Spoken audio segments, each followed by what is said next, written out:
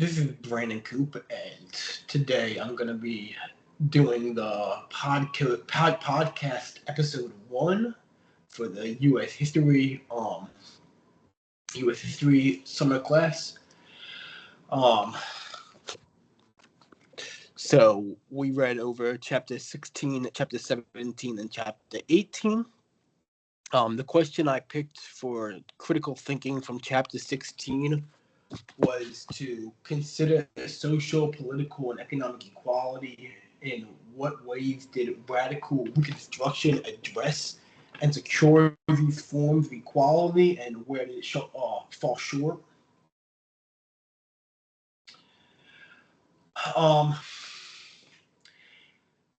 Radical Reconstruction happened after the Civil War, and what did it try to do?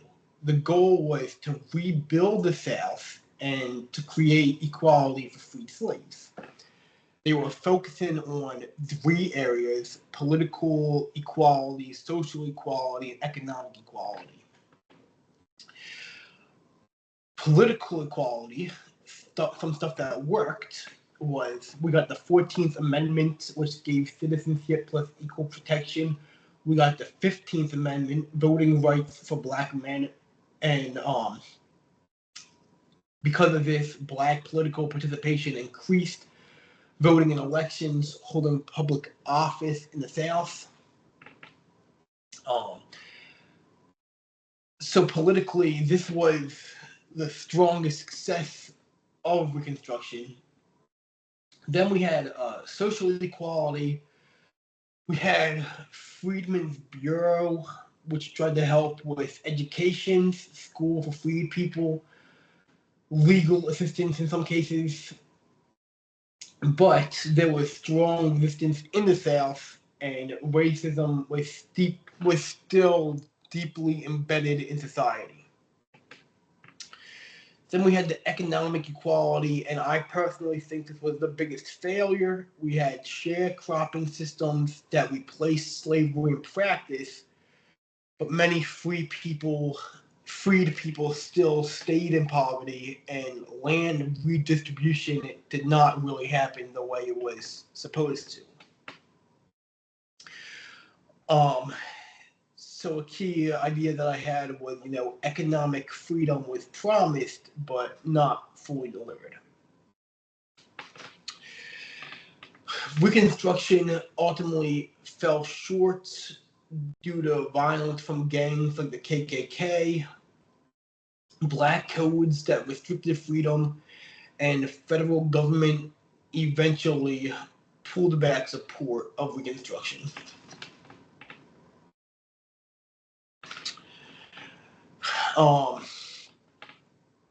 I would say that Reconstruction created legal equality, but failed to fully achieve social and economic equality in practice. Rights existed in law, but they were not fully protected in reality. This connects to how Reconstruction has been interpreted in history over time. So now I'm going to talk about the article. The main idea from the article is Reconstruction is often misrepresented as a failure. Early historians blamed Reconstruction on black participation. White supremacist ideology influenced historical writing, and negative stereotypes shaped public perception.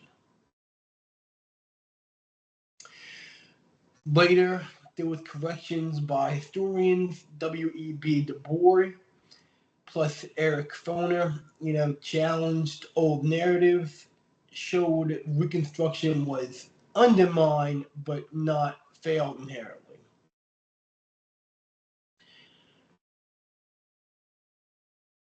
So connecting this to the textbook talks about what Reconstruction actually attempted, and the article explains how the history was later distorted. Why does this matter? History shapes public understanding of race, shows the importance of who controls historical narratives. They always say the victors write the history. This affects modern debate about equality and civil rights. Moving on to chapter 17.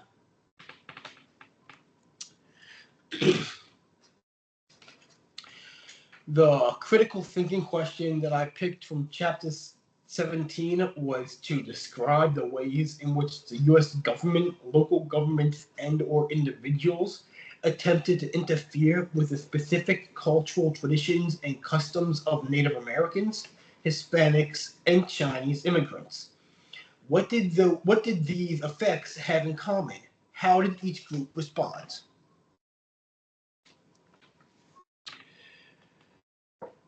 So, what happened overall? Westward expansion brought conflict between settlers, the new settlers that had come in, and existing groups. The government and individuals tried to Americanize or colonize and impact control over these other cultures. The goal was assimilation or removal of cultural differences.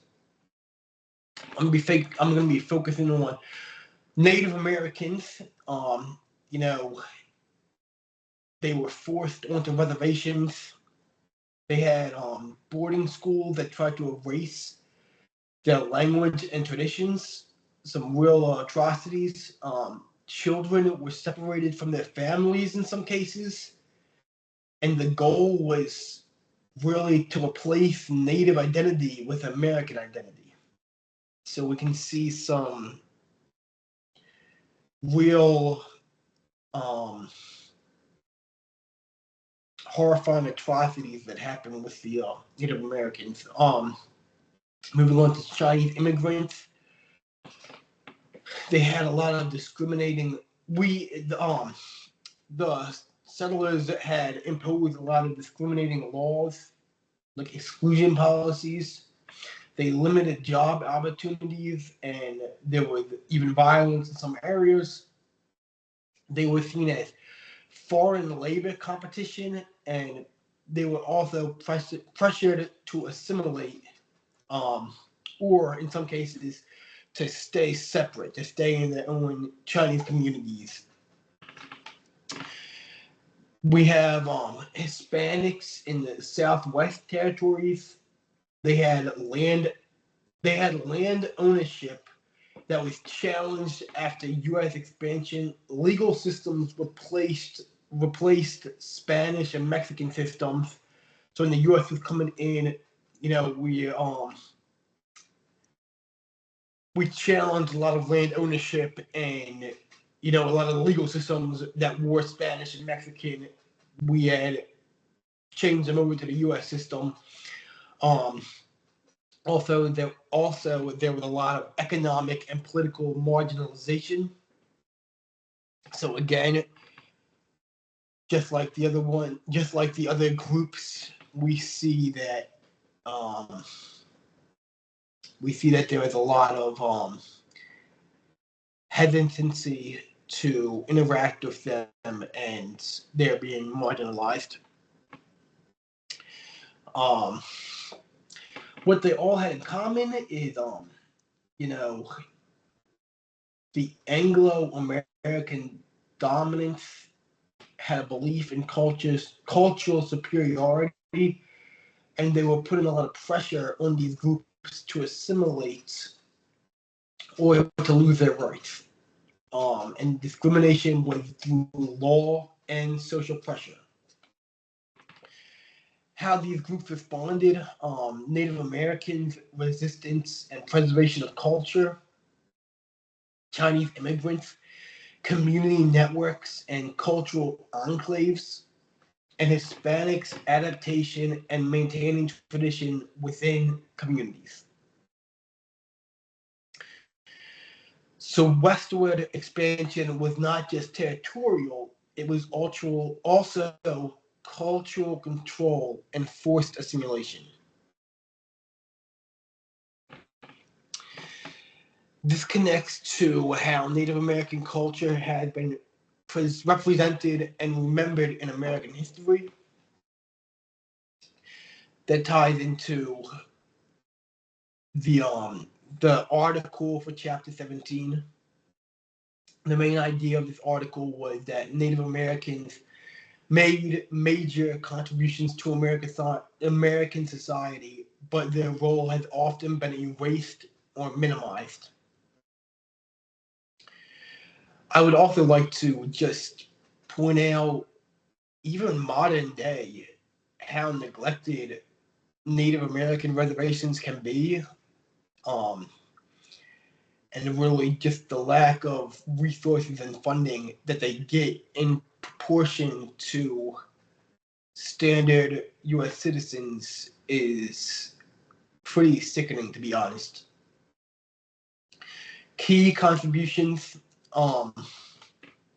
that they made: a lot of food, corn, chocolate, vanilla, a lot of political ideas from the Iroquois influence on the government, and of course place names and geography across the U.S.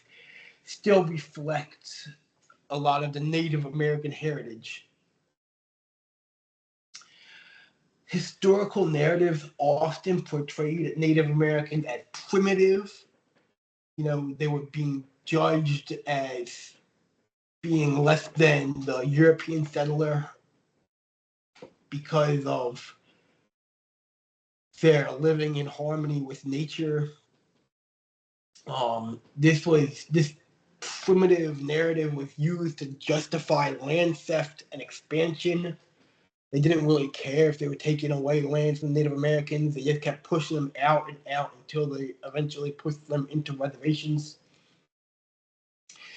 A lot of the Native American contributions were left out of mainstream history.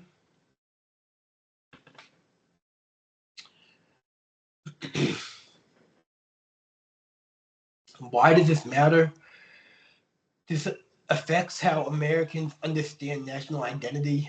This shows that history can erase contributions of marginalized groups and reinforces importance of accurate historical storytelling. Moving on to chapter 18. The question that I picked, the critical thinking question that I picked from chapter 18 is: industrialization, immigration, and urbanization all took place on an unprecedented scale during this era. What were the relationships of these processes to one another? How did each process serve to catalyze and fuel the others?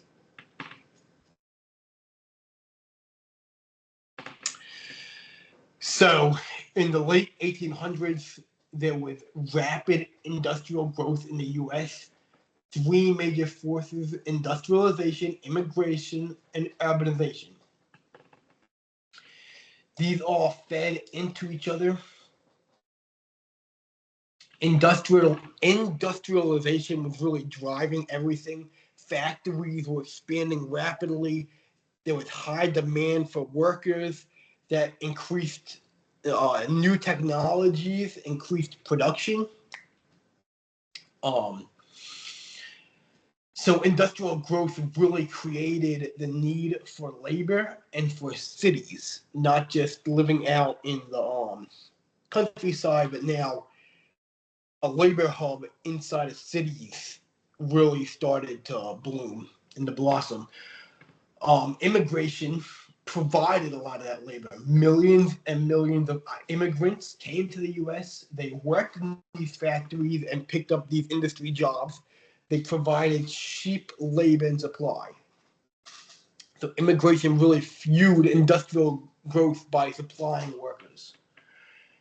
And then urbanization, cities growing, people moved to cities for these factory jobs. Cities expanded rapidly, and there became a lot of overcrowding and infrastructure strain. As cities grew, because of industry and immigration, you had a lot of people concentrated in these urban areas. So how these connect is a cause and effect loop in reality.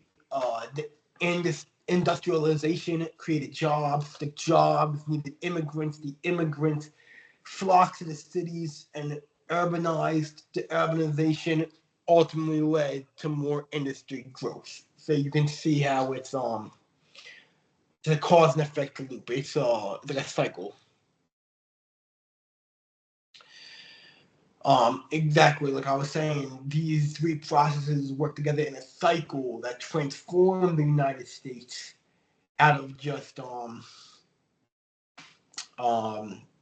countryside into an industrial and urban society. So this connects to how modern industrial and technological systems concentrate power in large companies. So now I'm going to talk about the article that was given with Chapter 18 on Google and big tech, and really talk about how now that we have these huge industry and technological advances, it's ending up in these large companies and conglomerates. The main idea of this article was that Google is a modern example of massive economic concentration. Some key points from this article was that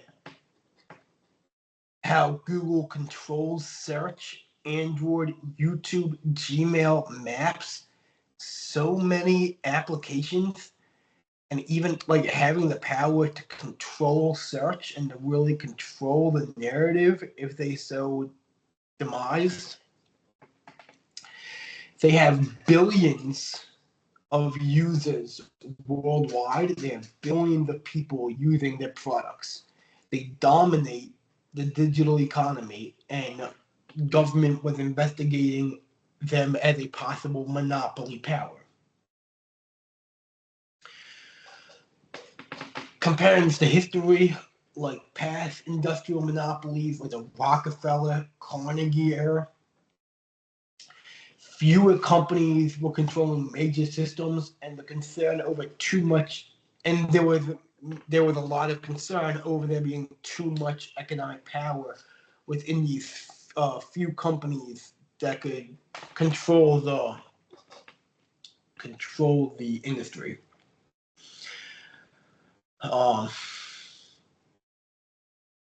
So, just recapping this with the textbook talked about how industrialization created massive economic change. The article showed a modern version and digital industry. Both showed how concentration of power in systems went into these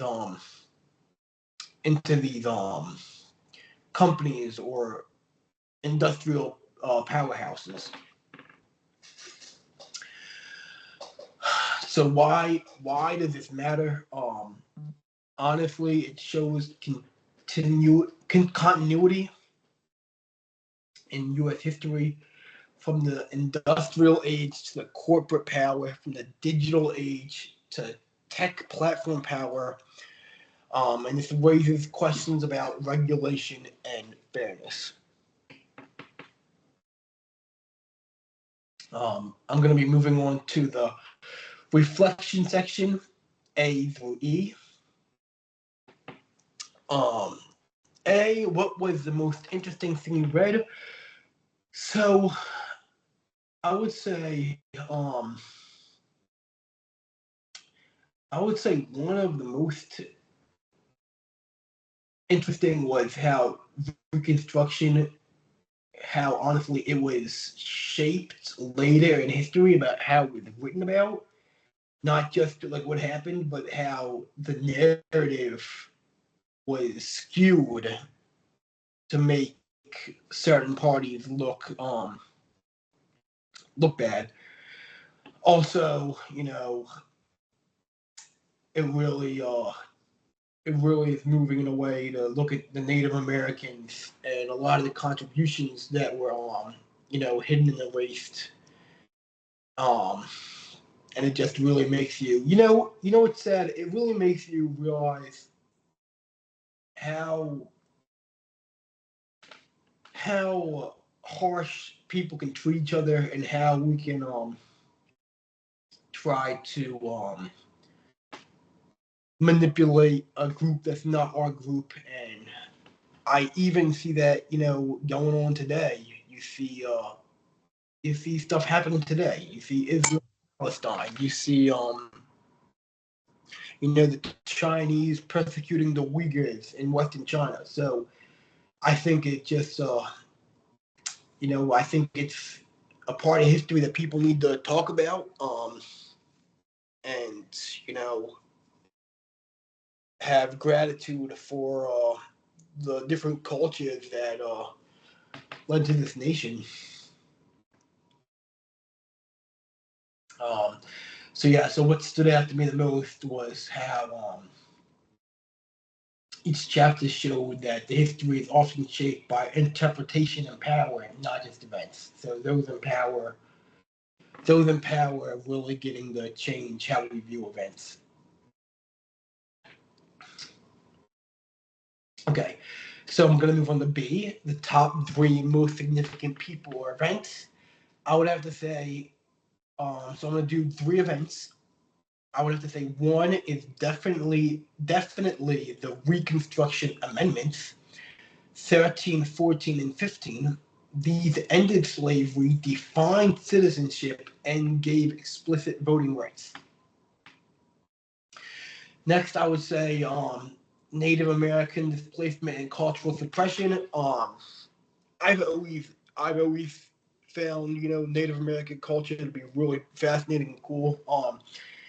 And I just think it's horrible how they were treated and forced on the reservations, boarding schools, like boarding schools, like really trying to brainwash and just erase a culture. I mean, it's really disheartening to think that humans could do that to other humans. And of course, the loss of the land, so much of Native American culture is tied to the land of their ancestors. And I even, from my understanding, some of the Native American tribes have been pushed off their lands, and they're not even on the land of their ancestors. So that right there is already pretty astonishing, pretty disheartening. Number 3, I would say number 3 is just talking about like the digital monopolies and talking about how they compare, just especially like talking about Google, talking about how they are a modern example of concentrated power, and just really, and also Amazon, how much power Amazon has. I remember at Harvard last semester, some of the Amazon online, I guess, software had stopped working, and it was affecting some of the school software. So even just how integrated that is, that some of these systems go down, we're so heavily relying on some of these corporations. I mean, how many people even just getting Amazon deliveries, and also just the amount of data that they're collecting is pretty incredible. Pretty scary stuff when you realize how much data is really being collected by these organizations and these monopolies like Google and Amazon. It's some pretty scary stuff, to be honest. So moving on to see what confused me. What confused me?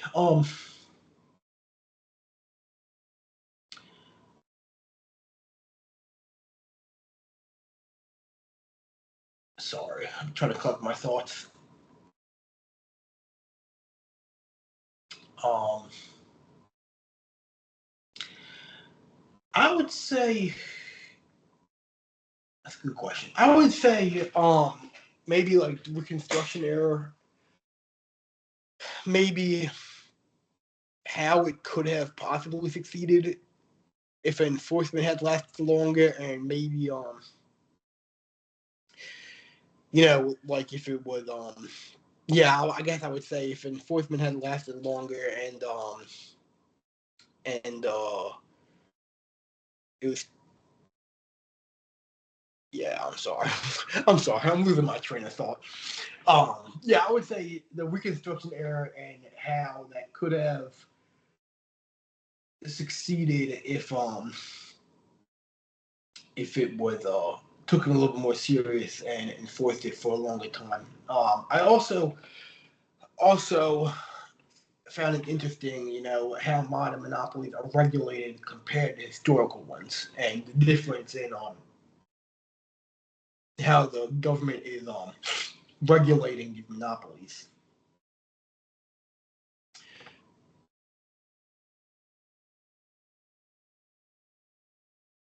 Um, D, what am I curious about? Um, I'm definitely curious about Native American influence and how it's still for a big part is unrecognized, but also how it's being recognized and how communities are really you know doing some good work to really celebrate Native American heritage. And I have hope. I have hope. I think I've seen society in some ways get a lot better, and I think I have hope for the future that people can really connect with their roots and their family and their lineage. Um,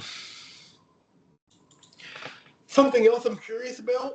I'm curious about big tech companies and going forward how they will be if they will be regulated, like honestly regulated, or if it's just gonna keep on being unchecked and grow into more monopolies and more of a dystopian corporate controlled society. I've heard people talk about how one day it's not going to be government, it's going to be corporation controlled society, and that's that's a interesting viewpoint. Okay, and lastly, moving on to E. How is my historical investigation going? Um, so I chose the terrorist attacks on 9/11 as my topic, and I have submitted my initial proposal. Um, I'm going to be looking into um, how the Patriot Act really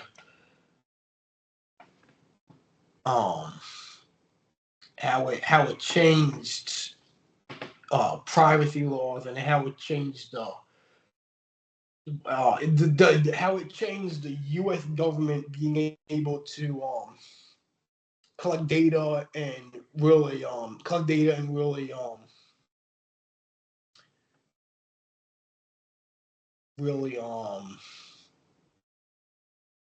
man, I'm sorry, I'm losing my train of thought.